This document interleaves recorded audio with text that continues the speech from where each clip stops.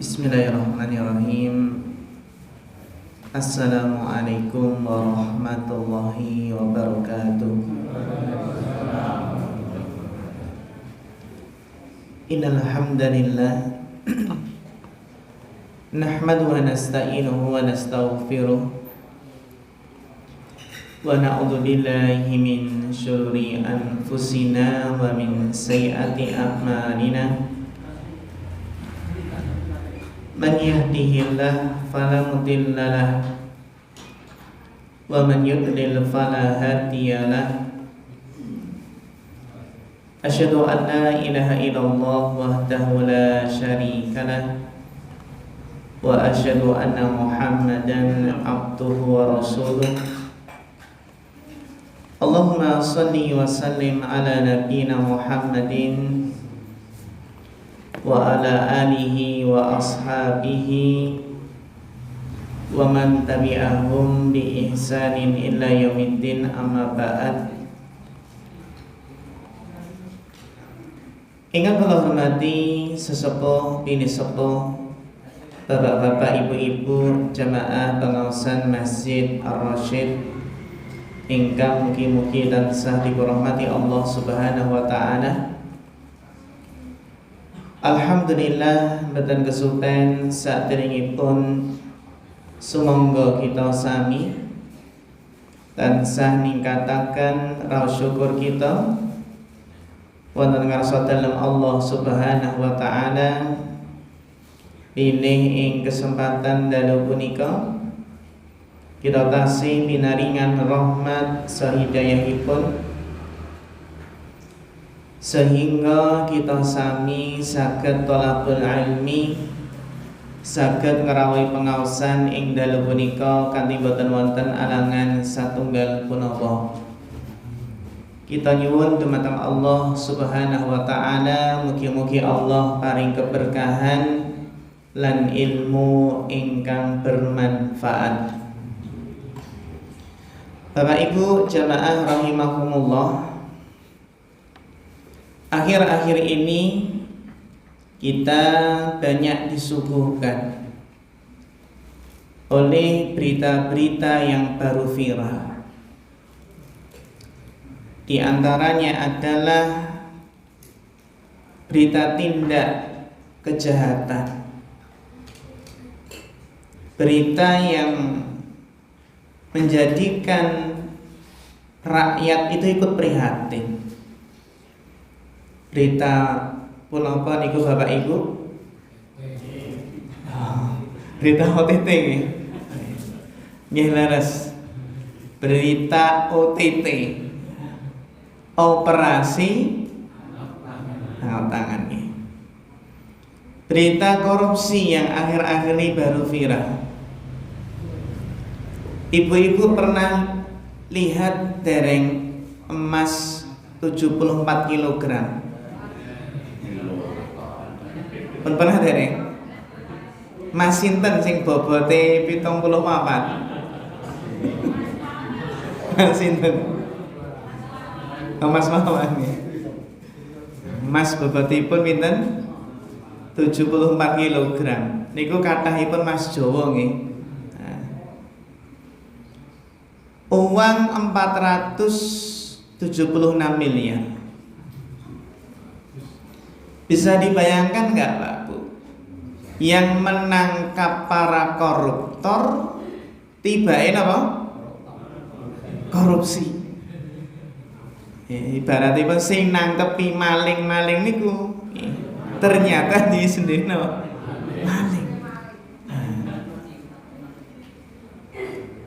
Itulah yang menjadi suatu bentuk keprihatinan. Padahal kasus-kasus, bahkan kasus-kasus mega korupsi itu ditangani oleh Jampitsus. Bahkan dari mulai MBG, Jiwasraya, apa boleh?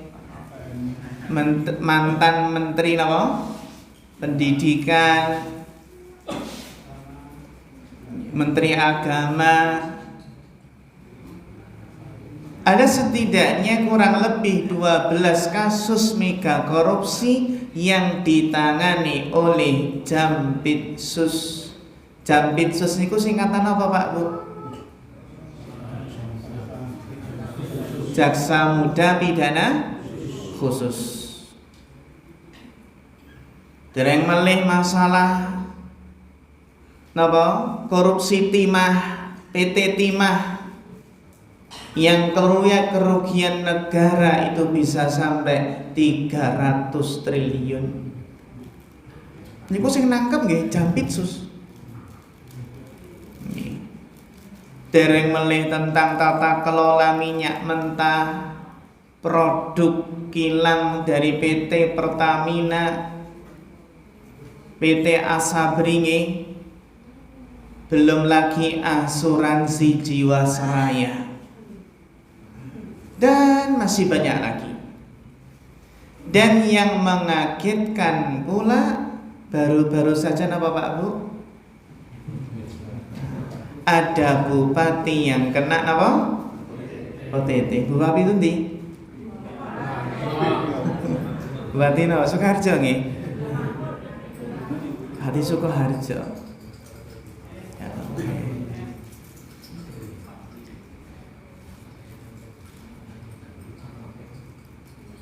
Bapak Ibu yang dirahmati Allah Subhanahu wa taala. Kira-kira apa motivasi seorang koruptor ketika banyak sekali nominal yang ia korupsi? Kalau kekayaan kan sebenarnya nih sudah banyak. Tapi itulah tabiat manusia yang tidak pernah merasa cukup. Seandainya punya 2 lembah emas, pasti akan menginginkan lembah emas yang ketiga, yang berikutnya. Ibaratipun ajeng nrimo qanaah, merasa cukup dengan pemberian Allah, itu yang susah. Dan itu adalah bentuk ujian keimanan. Ketika seseorang diuji oleh Allah bekerja di tempat yang basah. Bapak Ibu pun pernah dereng nyambut damel di tempat yang basah? Ning sawah nggih. Oh, ning sawah nggih.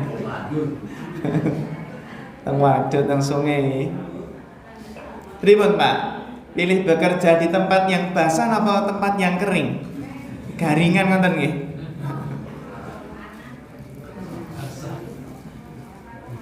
Dan kalau kita lihat nih, bagaimana keterangan dari KPK, para koruptor itu bagaimana cara mencuci uang, dikumbah ngoten nggih. Bagaimana cara mencuci uang? Karena kalau ditaruh di bank pripun Pak Bu? Kenongan BPATK nggih konangan. Berarti didekek pundi Pak Bu supados boten konangan? Oh berangkas ya, dekek teng berangkas. Mengko nek didekek teng ngisor amben, ngisor lemari nggih pangan apa? Ya. Bahkan ada juga Bapak Ibu yang menggunakan harta korupsi itu, ada yang buat haji mungkin untuk ibadah, ada yang untuk bangun tempat ibadah, ada yang bantuan sosial, ada yang untuk piknik ke luar negeri. Bahkan menurut KPK di antara bentuk pencucian uang itu adalah dengan cara diberikan kepada yang bening-bening. Nah maksudnya apa? Berikan yang bening-bening. Ditanya, Mbak kuliah di mana?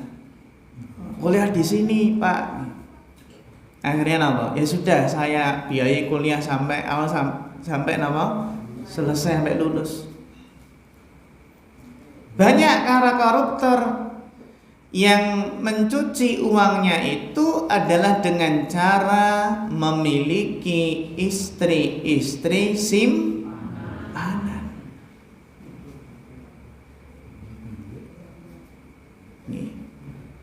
Dan ini adalah realnya, realitanya. Maka pertanyaan kita adalah bagaimana usaha dari masyarakat, dari umat ini untuk ikut serta di dalam memberantas korupsi. Ketika ternyata penegak hukumnya pun ikut apa? Korupsi. Enten mboten Pak Bu, yang nangkepi narkoba, pengedar narkoba tibake melu napa? Ngedar nih. Itulah pinternya. Dados nalikanipun napa? Nangkep pengedar bandar narkoba, sing setengah disita, sing setengah napa? Diderni. Nah, sing setengah disita niku saged dadosaken naik bintang. Niku nggih. Bintang napa? Bintang 7. Oh, ini prestasi berhasil menangkap napa? Ini narkoba, menyita narkoba dalam jumlah yang banyak, naik bintang. Tapi ternyata napa? Yang setengahnya iya malah dia napa Pak Bu? Edarkan. Inilah yang menjadikan ya masyarakat itu tingkat kepercayaannya ya turun. Maka disinilah bagaimana akhir-akhir ini dari kampus-kampus itu ada arahan bagaimana para mahasiswa itu ada mata kuliah yang intinya adalah mata kuliah anti apa? Korupsi. Tapi sebenarnya adalah bagaimana pondasi atau bangunan ini ditanamkan sejak dini, sejak kecil. Bagaimana anak cucu kita itu dibangun pondasi keimanannya, merasa diawasi Allah, yakin Allah itu maha melihat, maha mendengar, maha mengetahui, yang mengawasi para hambanya. Allah maha tahu. Yang lebih apa Pak Bu? Yang lebih menjadi bentuk prihatinnya adalah ketika apa? Ketika undang-undang perampasan aset apa? Disahkan betul? Nah, tidak disahkan. Kalau di luar negeri niku koruptor hukumannya pun apa Pak Bu? Hukuman mati. Nah. Coba kita lihat dalam Islam itu sebagaimana ya dijelaskan dalam Quran dan hadis, dalam penjelasan dari para ulama bagaimana Islam itu memandang korupsi. Karena sebenarnya korupsi itu memiliki makna yang luas yang berasal dari kata korup yang dalam bahasa Inggris artinya rusak. Menunjukkan kalau seseorang berani korupsi maka dia akan rusak.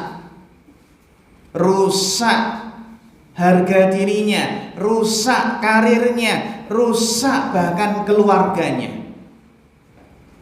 Anak istrinya ikut kena. Oh kae bapak iki maling, ibu yo maling. Sehingga korupsi itu mencakup semua bentuk kerusakan dalam mengemban amanah. Kalau kita buka KBBI, Kamus Besar Bahasa Indonesia, korupsi itu didefinisikan sebagai bentuk penyelewengan atau penyalahgunaan uang negara, perusahaan, dan lainnya untuk kepentingan dan keuntungan pribadi. Bahkan kalau kita buka dalam 13 pasal Undang-Undang 31 nggih, tahun 1999. Itu dijelaskan 30 jenis tindak pidana korupsi. Dan dari 30 jenis menika disederhanakan ke dalam 7 jenis tindak pidana korupsi. Napa mawon Bapak Ibu, yaitu korupsi yang terkait dengan kerugian keuangan negara. Enten suap menyuap, penggelapan dalam jabatan, enten malih pemerasan. Kowe wani piro? Pripun Pak? Kodene pripun? Padane napa? Oh, padane Bapak yang nggih. Ini kode nggih. Pemerasan, perbuatan curang, bahkan benturan kepentingan dalam pengadaan, enten malih gratifikasi. Sehingga kita melihat bahwa definisi korupsi dalam bahasa Indonesia itu memiliki arti yang luas, yang kompleks. Nah, namun yang sering terjadi di masyarakat, Bapak Ibu, bentuk korupsi yang sering terjadi itu diantaranya adalah riswah. Nama riswah menikah? Suap menyuap. Itu termasuk tindak korupsi. Dan dalam Islam riswah itu termasuk minal kabair, termasuk dosa besar. Kalau dalam bahasa Al-Imam Ibnu Asir rahimahullah menjelaskan definisi arti dari riswah. Riswah itu adalah al-waslatu ilal hajati bil musona'ah. Riswah itu wasilah untuk mencapai suatu hajat yang dibuat-buat.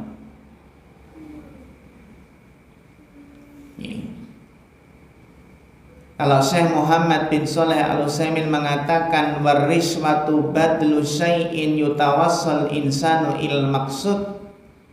Riswah adalah memberikan sesuatu kepada seseorang sebagai sarana agar tercapai maksudnya. Ini memberikan sesuatu kepada seseorang sebagai sarana agar tercapai apa? Maksudnya. Dan perbuatan riswah niku termasuk dosa besar. Pemberi dan penerima sama-sama berdosa, dan hasil uang yang didapatkan dari riswah, dari suap, itu uangnya adalah uang haram. Uang haram. Dalam hadis secara tegas bahwasanya dari hadis Abdullah bin Amr radhiyallahu anhu, Rasulullah sallallahu alaihi wasallam bersabda, "La'natullahi 'alar rashi wal murtashi." Laknat Allah terhadap orang yang memberi suap dan menerima suap. Sakniki nek pas pemilu kita diparingi amplop kan milih tertentu ngoten nggih, niku termasuk suap napa? Termasuk suap mboten niku? Pak, kula paringi jenengan amplop. Tapi mbok isine pinten ngoten nggih. Tapi mungkin jenengan nyoblos niki nggih. Boleh nggak Pak? Anggapan sebagian orang terima uangnya, tapi jangan coblos orangnya, ngoten nggih. Iki nek ngoten nggih. Boleh nggak Pak? Dalam Islam nggak boleh. terima uangnya, tapi jangan coblos apa? Orangnya. Masa suara kita hanya bisa dibeli dengan apa Pak? Beberapa uang saja nih, pada itu hak suara kita. Bahkan secara tegas Rasulullah SAW mengatakan ar-rashi wal murtashi finnar. Orang yang memberi suap dan menerima suap tempatnya adalah di neraka. Hadis yang Tabrani, dan hadis ini derajatnya hasan, hadis yang makbul.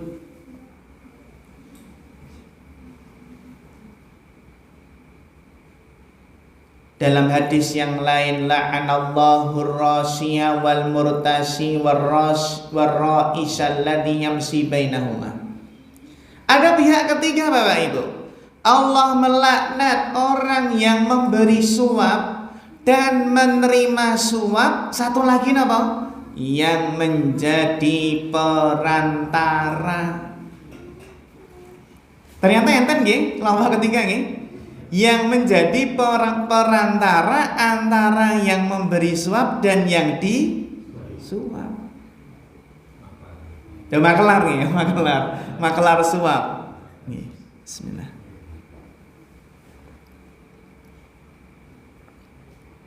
Ada istilahnya apa? Makelar suap nih.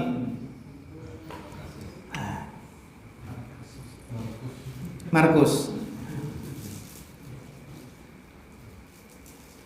Nah, termasuk Bapak Ibu yang dirahmati Allah Subhanahu wa taala, itulah riswah yang memang terkadang pripun nggih.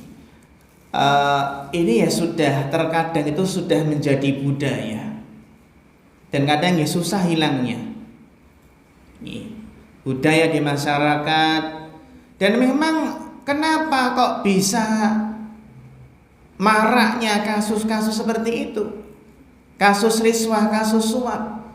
Karena memang kalau tidak ada pelicin nggak bisa apa? Nggak bisa jalan. Kalau ibaratipun yang sudah menjadi semboyan adalah sesuatu yang bisa dipersulit, kenapa dipermudah? Ibaratipun gini wow, kalau nggak ada riswah, nggak akan di ACC, nggak akan diterima, nggak akan diproses.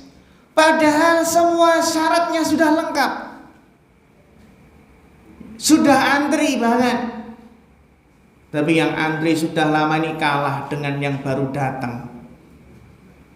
Karena yang datang ini tidak garingan istilahipun. Tidak apa? Tidak garingan. Bahkan sebagian terang-terangan wani piro. Nah niki.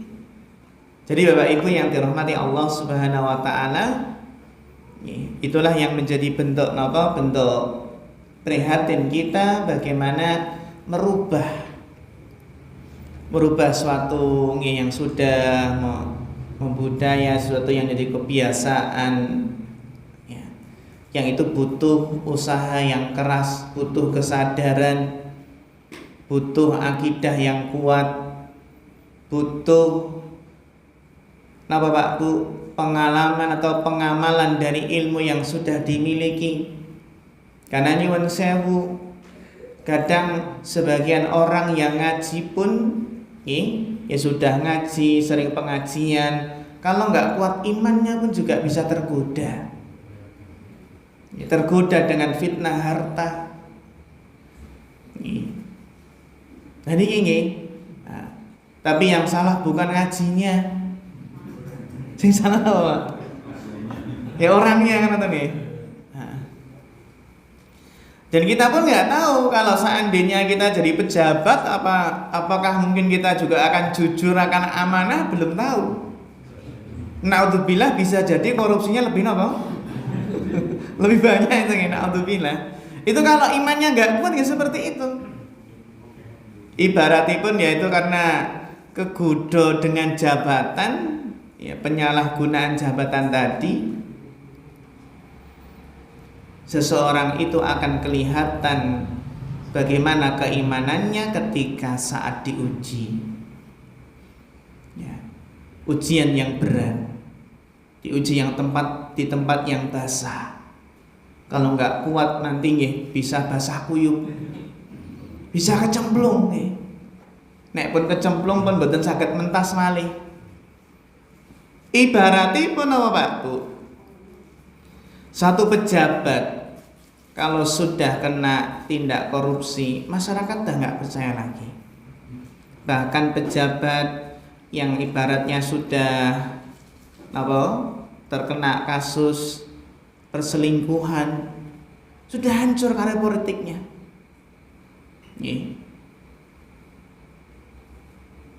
Termasuk bahkan kiai atau ustadz yang akhir-akhir ini marak kasus-kasus pelecehan yang ada di pondok pesantren.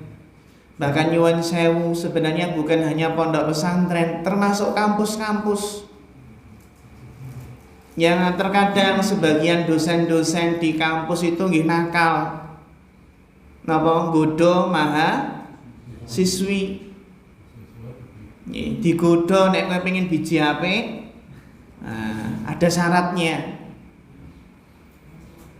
Bahkan mendekati, ibaratnya tidak hanya kampus negeri saja, tapi kampus-kampus Islam. Kalau dipikir-pikir, apa enggak punya istri di rumah? Ya punya. Ini masalahnya apa Pak Bu? Masalahnya apa nih? Masalahnya kurang atau nih? Masalahnya kurang. Kadang ada penyalahgunaan tadi. Kowe nek pengen biji apik kudu nurut karo aku. Bahkan terkadang bimbingan skripsi, bimbingan tesis bisa dijadikan sebagai modus, ya sarana. Nih Bapak Ibu, ketika yang biasanya hal tersebut, ya semua itu tidak lepas dari perannya teknologi. Ya, teknologi yang harus bijak di dalam menggunakannya. Dan ini riswah, termasuk dalam bentuk korupsi adalah penggelapan harta negara. Jadi penggelapan harta negara itu termasuk tindak korupsi. Dan penggelapan harta negara dalam Islam niku disebut al-ghulul. Ghulul itu artinya adalah khianat. Artinya apa? Khianat. Jadi khianat di dalam mengemban amanah keuangan negara. Syekh Abdul Aziz bin Baz rahimahullah menjelaskan, fa innal ghulula huwal khiyanati min baitil mal.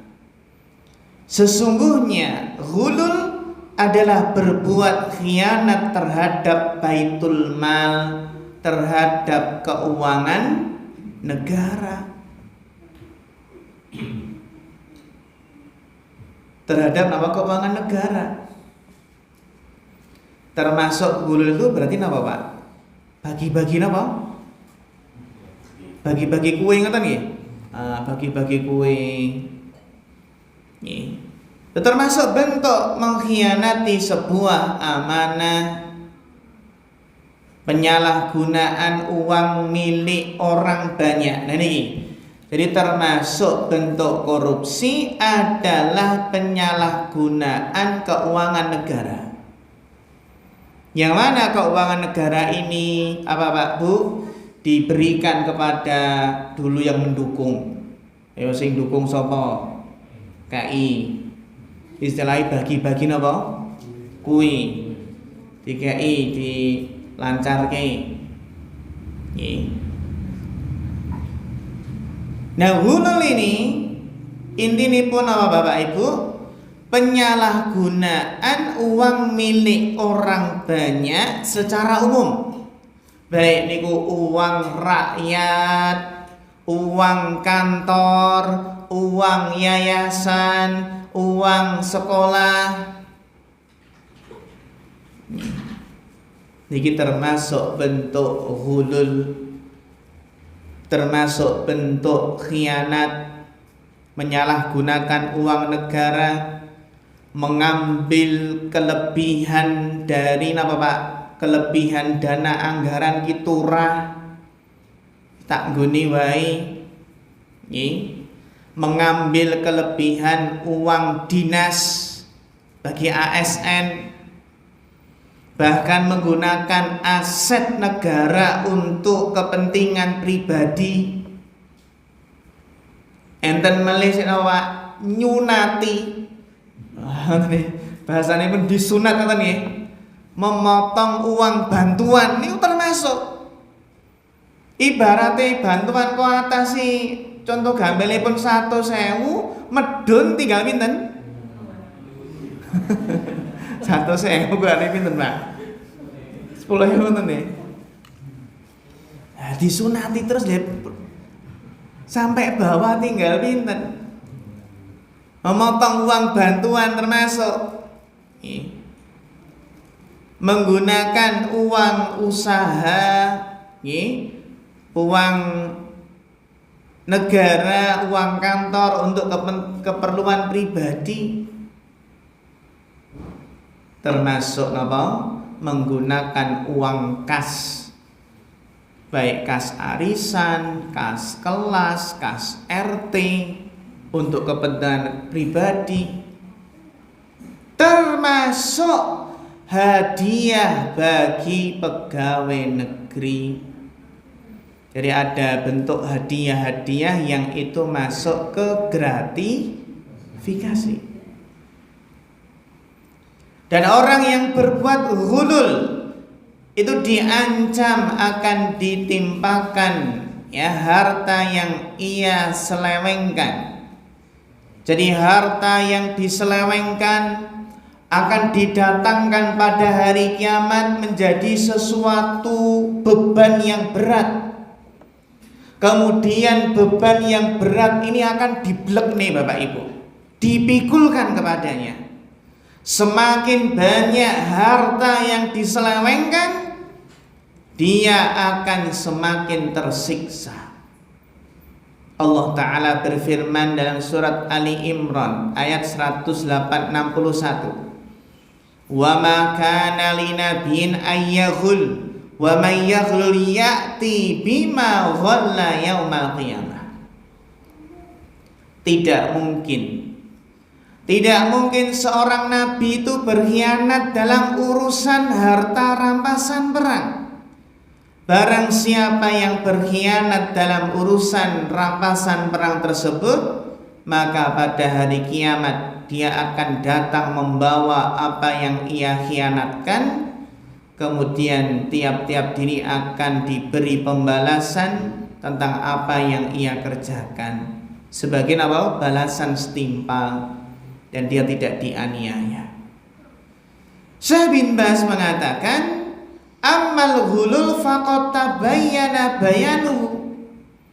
Adapun ghulul telah jelas bahwa pelakunya akan dipikulkan harta yang ia selewengkan nanti di hari kiamat dalam bentuk sesuatu yang apa? Berat, diblek nih. Wong bahkan sing ngubah batas tanah mawon nggih.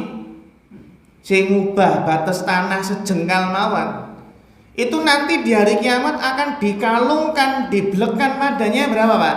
7 lapis bumi. Sing biasane pun apa? Iya, ngesuk nggih. Ngubah batas, ngubah patok. Nggih. Nah niki termasuk napa? Termasuk ghulul. Bapak Ibu yang semoga senantiasa dirahmati Allah Subhanahu wa taala. Ini napa? Balasan bagi orang yang hulul, akan dipikulkan kepadanya harta yang ia selewengkan dalam bentuk suatu beban yang berat. Sehingga Bapak Ibu yang dirahmati Allah Subhanahu wa taala, sekarang ini mencari orang yang jujur susah. Bahkan orang jujur justru dimusuhi. Orang jujur disingkirkan. Mereka mengganti sebuah semboyan, nek kowe jujur bakale ajur to nih. Padahal siapa jujur itu kan seharusnya apa? Mujur. Niki Bapak Ibu termasuk bentuk nih penyelewengan kekuasaan. Kowe nek ra ndukung aku, kowe tak pindah. Tak pindah neng daerah sing napa? Terpencil nang daerah apa terpencil. Jadi sudah tidak adil lagi.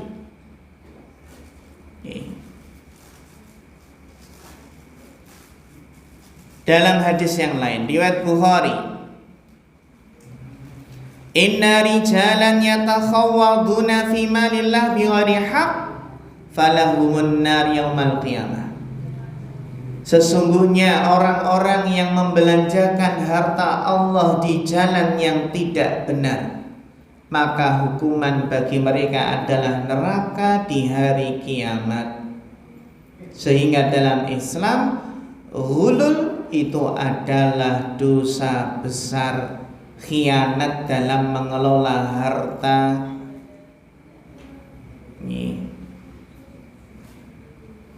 Ini termasuk apa? Ghulul. Jadi ghulul itu termasuk apa mau intinipun penggelapan harta, khianat dalam mengelola apa? Harta. Berikutnya yang sering terjadi adalah gratifikasi. Di antara bentuk korupsi ini apa? Gratifikasi. Gratifikasi ini apa?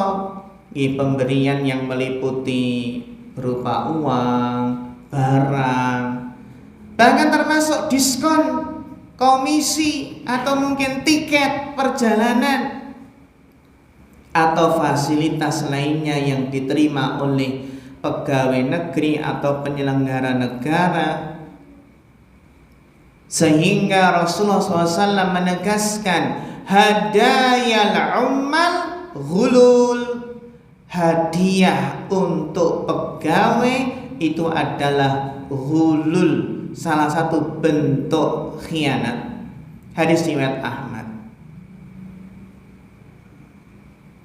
Yang mana hadis ini Bapak Ibu pada asalnya itu kan berlaku untuk pegawai negara atau ASN. Karena hadis di atas itu diriwayatkan dengan lafaz hadayal umara ghulul, hadiah untuk para pemimpin negara adalah ghulul, harta khianat. Karena apa? Karena Imam As-Sun'ani menjelaskan, karena hadiah tersebut tidaklah diberikan kecuali karena pelanggaran amanah yang mereka lakukan dalam pekerjaan. Maka apa? Jika pemimpin negara diberi hadiah oleh pegawainya atau pegawai negara diberi hadiah oleh rakyatnya, maka harta tersebut milik Baitul Mal. Karena ya mau biasanya pun ketika menerima gratifikasi seperti itu sudah tidak adil lagi. Bahkan di pondok-pondok pesantren itu napa Pak Bu diterapkan peraturan yang agak ketat. Para pengasuh asrama dilarang menerima hadiah dari napa? Wali santri. Kenapa? Karena nanti wali santri yang sering memberi hadiah kepada pengasuh asrama ini, nanti biasanya pengasuh ini lebih perhatian kepada siapa Pak? Santri ini. Sudah nanti nggak akan adil lagi, ngomong hukum nggak enak, sering dikasih apa? hadiah. Nek guru kelas pripun?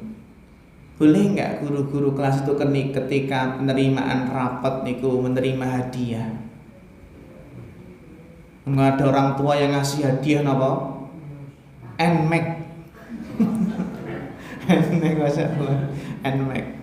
Enten mboten niku. Akhiripun napa tiba-tiba anaknya bijine napa? Wah, bagus-bagus. Penghadiahin apa? NMAX kok luar biasa nggih.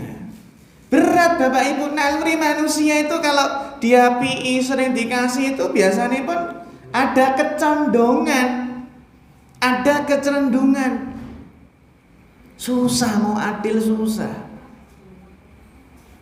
Sehingga ketika suatu perusahaan, suatu yayasan, suatu lembaga pendidikan ketika menerapkan tidak boleh pengasuh menerima hadiah, berarti harus ditaati. Untuk menjaga tadi Bapak Ibu bentuk keadilan. Nanti sing diperhatikan hanya napa? Santri yang orang tuanya sering ngasih napa? Hadiah. Nah niki. Bapak Ibu jamaah rahimakumullah. Niki dados iku termasuk bentuk napa? Bentuk gratifikasi. Nah, namun jika hadiah yang diberikan tersebut kepada pegawai mungkin yang swasta tadi dan tidak berpotensi menimbulkan kezaliman, tidak menyebabkan pelanggaran amanah, dan itu adalah atas seizin atasan, maka boleh. Nah, ini jadi kembali kepada kebijakan atasan. Apakah membolehkan atau tidak bentuk hadiah tersebut? Kalau hadiah yang sifatnya wajar, mamanipun ketika wali santri ketika awal kedatangan terus memberikan bawakan oleh-oleh sederhana untuk pengasuh, boleh nggak Pak Bu? Oleh-oleh apa? Cilok atau nggih? Cilok atau telo? Yang semua rata-rata bawa semua lah gitu nggih. Dimakan bareng-bareng ya. Jadi bukan berarti kok semua pemberian mutlak haram, enggak. Dilihat motivasinya apa, tendensinya apa, dampaknya apa nggih. Dan itu sudah ada enggak nanti berpotensi menimbulkan kezaliman, enggak adil, melanggar amanah, atasan membolehkan tidak. Sehingga enten istilah apa? Uang tips, enten nggih? Mang apa? Uang tip nggih.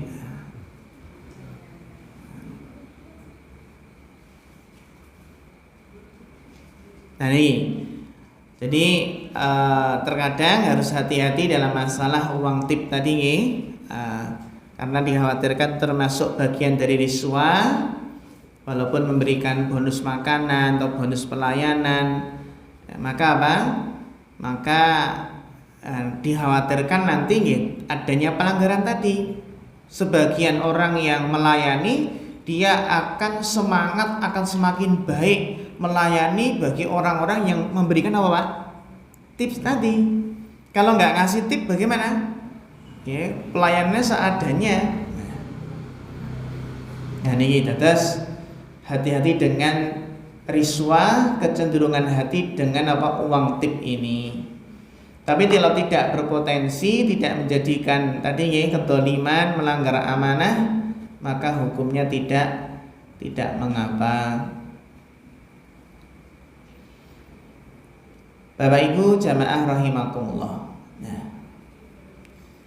Nah di sini bisa kita lihat bagaimana bentuk bentuk keburukan dari korupsi, dari korupsi. Tapi perlu kita perhatikan bahwasannya korupsi ini berbeda dengan mencuri, berbeda dengan mencuri, tidak sama. Ya, sehingga para koruptor ini tidak dijatuhi hukuman potong tangan sebagaimana pencuri. Karena dalam Islam korupsi tidak sama dengan mencuri. Jadi beda. Jadi ada perbedaan ya dalam apa? Dalam fikihnya. Dalam fikihnya.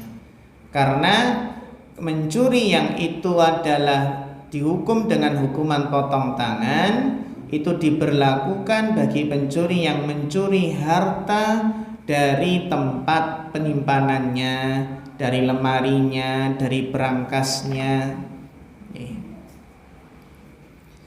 Dan sebagai penutup, Bapak Ibu, intinya adalah kita semua menyadari harus yakin akan dampak buruk dari harta yang haram. Jadi perlu kita tekankan bahwasannya harta hasil korupsi itu adalah harta yang haram, yang akan membahayakan dirinya dan keluarganya.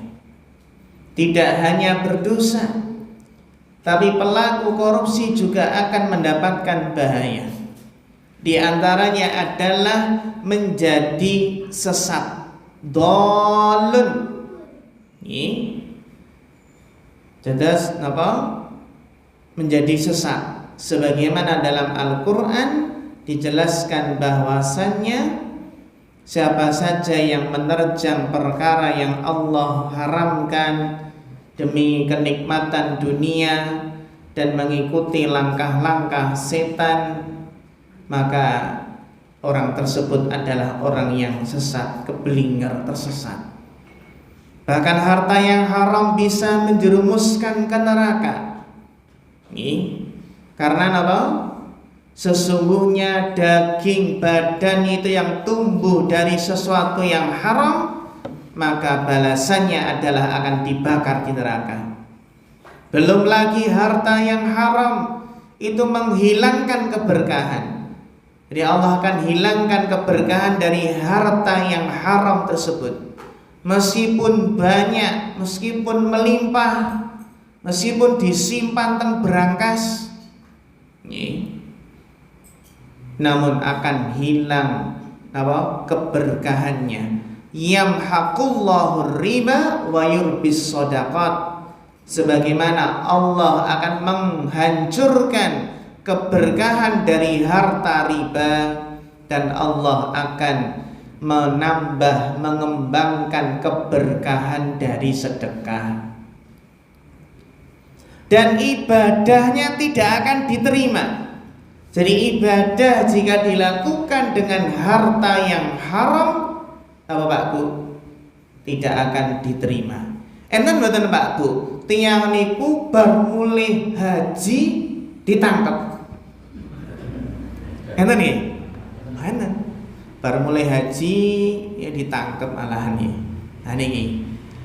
Ibadahnya tidak diterima dan doanya tidak akan dikabulkan.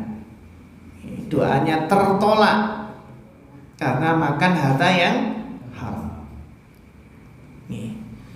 Dan di hari kiamat akan diadili. Akan diadili.